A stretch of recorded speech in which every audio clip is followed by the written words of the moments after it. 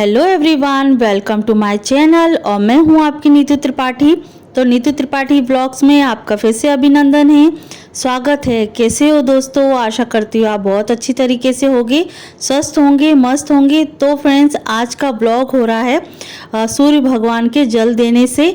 और यहाँ मैं मॉर्निंग में जल्दी उठकर अपने जो बेसिक काम हैं वो मैंने कंप्लीट करने के बाद भगवान को जल दिया है, सूर्य देवता को जल दिया है। तो सबसे पहले हमें पूजा करने से पहले सूर्य भगवान को जल देना चाहिए, उसके बाद आपको दूसरी पूजा कर लेना चाहिए।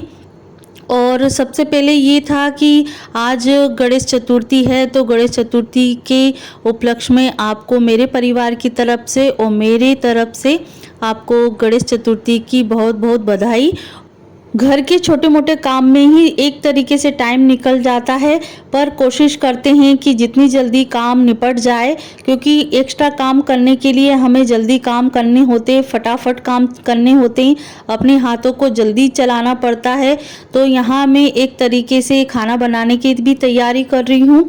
और आज मंगलवार भी है, मतलब ये जो शूट है वो मंगलवार का है और वॉइस रिकॉर्डिंग थोड़ा सा लेट हो रहा है, तो उसके लिए सॉरी। और क्योंकि अब त्योहारों की लड़ी लग चुकी है, तो थोड़ा सा जो व्लॉग है 1 से 2 दिन लेट हो जाता है, क्योंकि वॉइस रिकॉर्डिंग में हमें टाइम लगता है। तो टाइम निकालकर हम आपके लिए वीडियो बनाते हैं।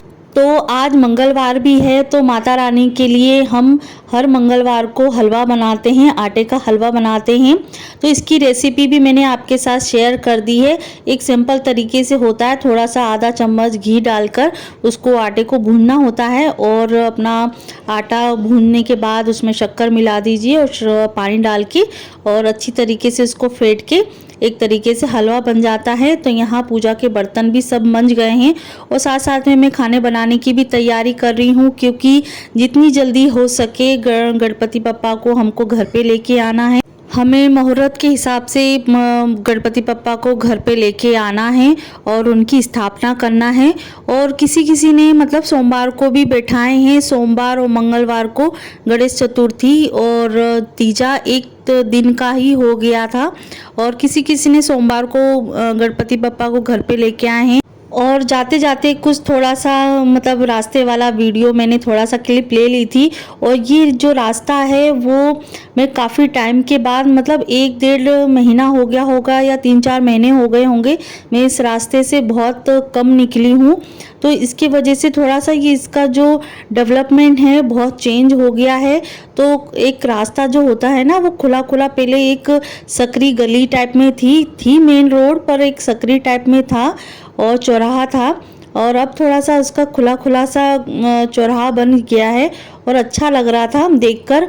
और यहाँ आ गए हैं फाइनली हम गणेश जी को देखने के लिए कि क्या क्या हमको कैसे लेना है।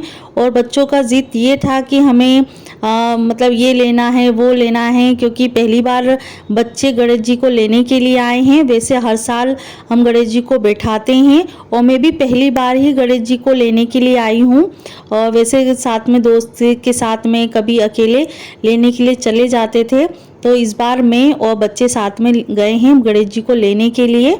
और इतने सारे गणेश जी को देखकर, इनकी मूर्तियों को देखकर ऐसा लग रहा था कि ये भी ले लो वो भी ले लो, पर जो बच्चों ने कहा उनको अच्छे लगे। तो सब मूर्तियाँ सभी अच्छी हैं, पर थोड़ा सा मतलब रेंज के भी हिसाब से भी रहता है। और मेन चीज़ है कि जितने बड़े गणेश जी होते हैं उतनी ही उनकी सेवा बढ़ जाती है। तो हम हर साल जितनी ही मतलब हाइट के गणेश जी होते हैं उतनी ही हाइट के हम लेके आए हैं, उससे ज़्यादा हम बड़े लेके नहीं आए हैं, और उनकी सेवा भी फिर ज़्यादा हो जाती है। तो यहाँ फाइनली हमने गणेश जी को मतलब उनका मुंह रैप करवा दिया है, ढक दिया है। तो हम घर पे जाके आपको उनका चेहरा दिखाएंगे। और जब भी घर पे आते हैं तो चेहरा ढक कर आते हैं, कोई लाल कपड़े में बांध कर लेकर आता है, कोई कागज़ में लपेट के आता है। तो यहाँ स्थापित करते समय ही उनका मुंह खोला जाता है। तो यहाँ गणेश जी फाइनली हमारे घर पर आ गए हैं और यहाँ गणेश जी के आते समय मतलब पानी से लोटे में पानी लेकर खींचा जाता है, एक तरीके से उनकी नज़र उतारी जाती है। और उसके बाद हमें दोनों दरवाजे पे, हमारे घर के मेन दरवाजे पर सतिया मनाया जाता है, स्वास्तिक मनाया जाता है। उसके बाद गणेश जी को उनका स्वागत करने के लिए बुलाया जाता है और फिर चलते हैं उनका जयकारा लगाते हुए। गणेश भगवान की जय।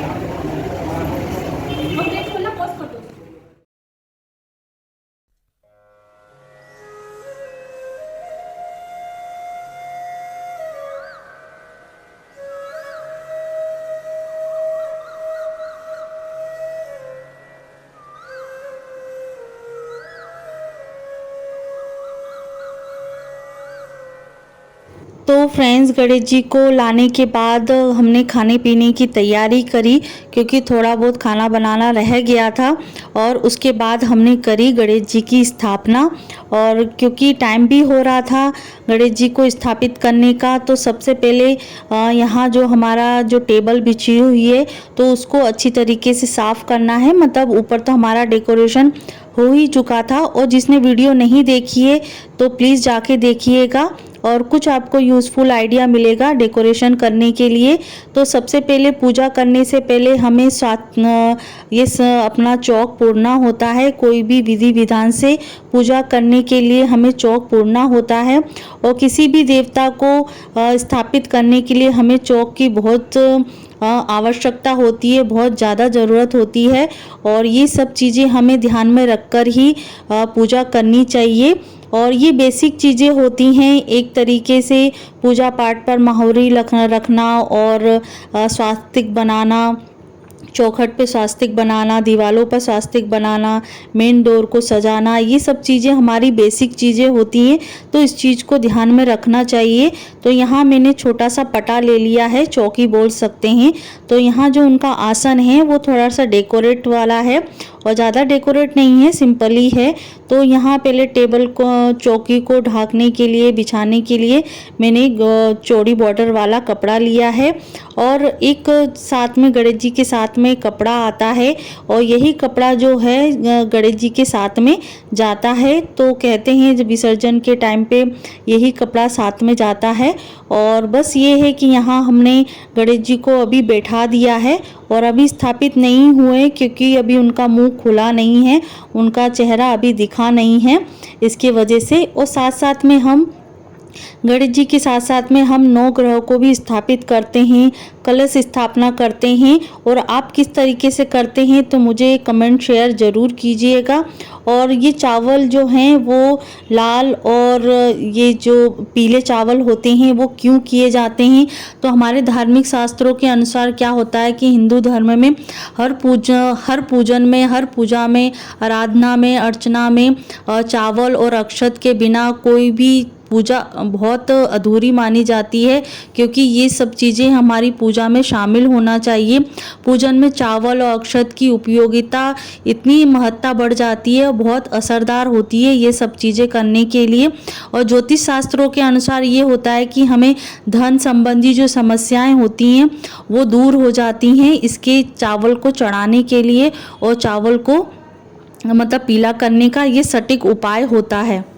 शास्त्रों के अनुसार पीले चावल का उपयोग पूजन करते समय हम करें तो देवी देवताएं बहुत जल्दी कृपा बरसाते हैं और जल्दी जल्दी हमारी मनोकामना पूरी करते हैं। और किसी भी देवी देवता को निमंत्रण देने के लिए चावल को पीला किया जाता है, और पीले चावल देकर हम देवी देवताओं को आमंत्रित करते हैं। ऐसे ही हमने गणपति बप्पा को हमारे घर आमंत्रित किया है, और हम गणपति बप्पा की सेवा करने के लिए हमने गणपति बप्पा को घर पे बुलाया है। तो यहाँ मैंने पूजा की जो थालियाँ हैं वो मैंने 2 थाली सजाई हैं, एक में पूजन सामग्री है और एक में आप जो वैसी सामग्री रखते हैं सजाने के लिए, पूजन के लिए जो सामग्री होती है वो सभी चीज़ें मैंने एक थाली में रख दी है, भोग वाली थाली अलग रख दी है। तो यहाँ हम 9 ग्रह की तैयारी कर रहे हैं स्थापित करने के लिए। तो यहाँ जो पीले चावल थे वो मैंने 9 ग्रह पर सभी 9 ग्रहों में रख दिए हैं, और उसके बाद बाद जो सुपारी आती है, तो सुपारी, हल्दी की गांठ और इलायची से उनको बैठाया गया है, क्योंकि नवग्रह को स्थापित करने की यही 5 चीज़ें होती हैं। चावल है, मतलब अक्षत हुए, सुपारी हुई, हल्दी की गांठ हुई, इलायची हुई, लौंग हुई। तो इन 5 चीज़ों से नवग्रह को स्थापित किया जाता है। ये बेसिक चीज़ें होती हैं पूजा करने के लिए। तो यहाँ बस हमारी जो नवग्रह को स्थापित करने की विधि जो है वो पूरी हो चुकी है।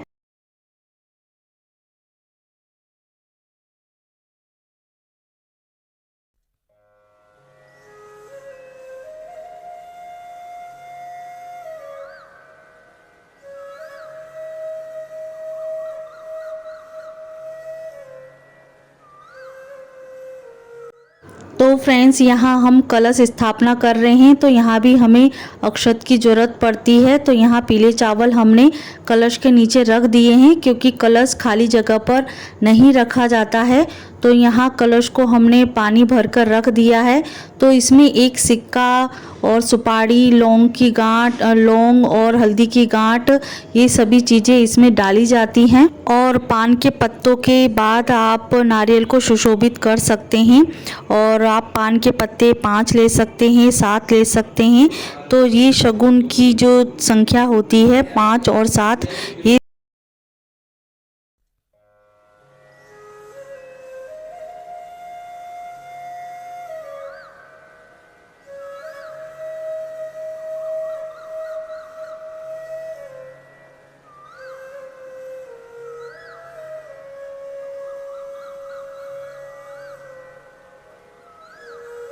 तो फ्रेंड्स, यहाँ पूरी तैयारी हो चुकी है। कलश भी हमने रख दिया है और नवग्रह भी रख दिए हैं। और अब गणेश जी की होगी मुंह दिखाई। तो आप देख लीजिए कि हमारे गणेश जी कैसे लग रहे हैं, सजे धजे। और यहाँ बस अब करने की तैयारी है। गणेश जी को स्थापित करने की पूजन विधि स्टार्ट होगी।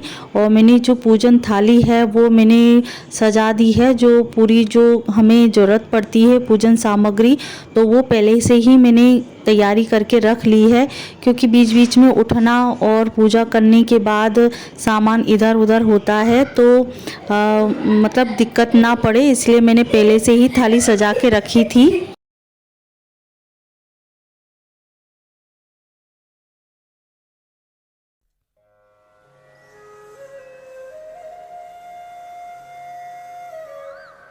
तो फ्रेंड्स, बहुत लोगों का कमेंट आता है कि हम गणेश जी की स्थापना किस तरीके के करें, और आप सिंपल तरीके से आप घर में गणेश जी को स्थापित कर सकते हैं, और बिना पंडित जी के स्थापित कर सकते हैं।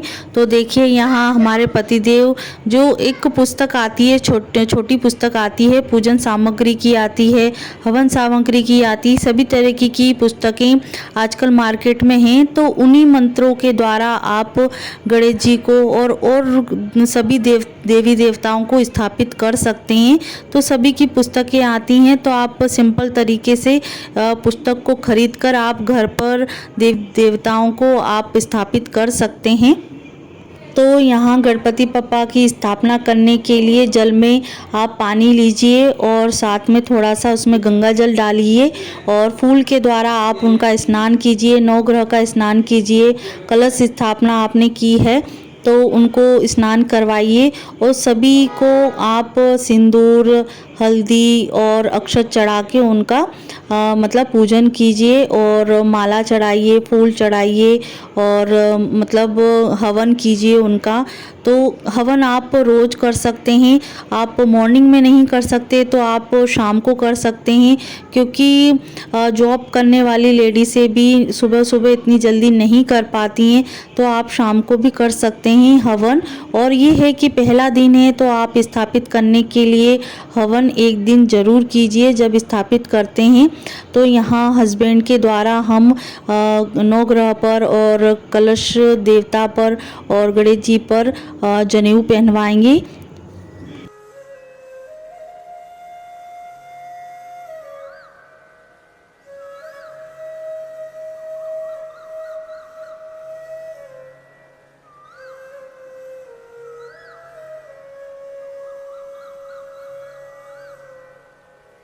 तो तो यहाँ गणपति पप्पा को लड्डू का भोग ज़रूर लगाइए। और फिर आप चाहें फिर कौन सा भी भोग लगा सकते हैं, और जैसे रोज़ आप लड्डू का भोग लगाना चाहें तो और अच्छा। और मतलब व्यवस्था कभी कभी नहीं हो पाती है, पर सेवा करना है तो आप लड्डू घर पे भी बना सकते हैं और रेडीमेड लेकर भी आ सकते हैं। तो यहाँ बस पूरी पूजन की जो विधि है वो हो चुकी है। फिर इसके बाद हमने की है आरती सभी ने मिलकर। सेवा मंगल मेवा सेवा है भजन करे लोक के देवता द्वार करे सब भजन करे